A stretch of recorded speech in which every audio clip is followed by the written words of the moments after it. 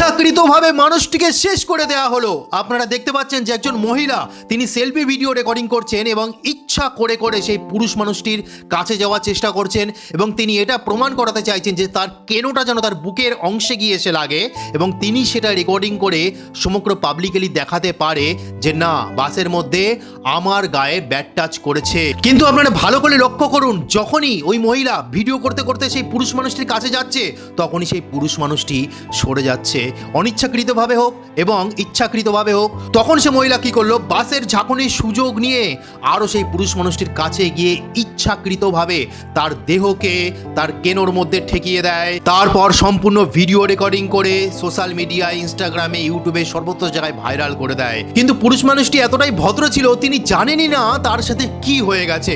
সে যখন বাড়ি গেল, বাড়িতে তার যুবতী কন্যা ছিল, পুত্র সন্তান ছিল এবং স্ত্রী ছিল। তারা দেখাচ্ছে, এটা তুমি না, তুমি কি এরকম করেছো? তোমাকে নিয়ে বাজে বাজে কথা লিখছে সবাই। এই ভিডিও সর্বত্র জায়গায় ভাইরাল হয়ে গেছে। তিনি সবাইকে জানাতে থাকে যে আমার পিতামাতা ওরকম কখনো শিক্ষা দেয়নি, আমি ছোট থেকে বড় হয়েছি, কখনো এরকম কারুর সাথে করিনি, তোমরা আমাকে ভুল বোঝো না।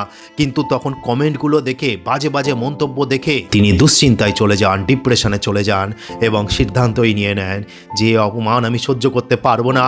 আমার ঘরে একটি যুবতী কন্যা আছে, সন্তান আছে, সে নিজের পিতাকে ভুল বুঝছে। তারপরে সে নিজের জীবনকে শেষ করে দিল। সঙ্গে সঙ্গে একটি সাজানো সংসার তাসের ঘরের মতো ভেঙে পড়ল।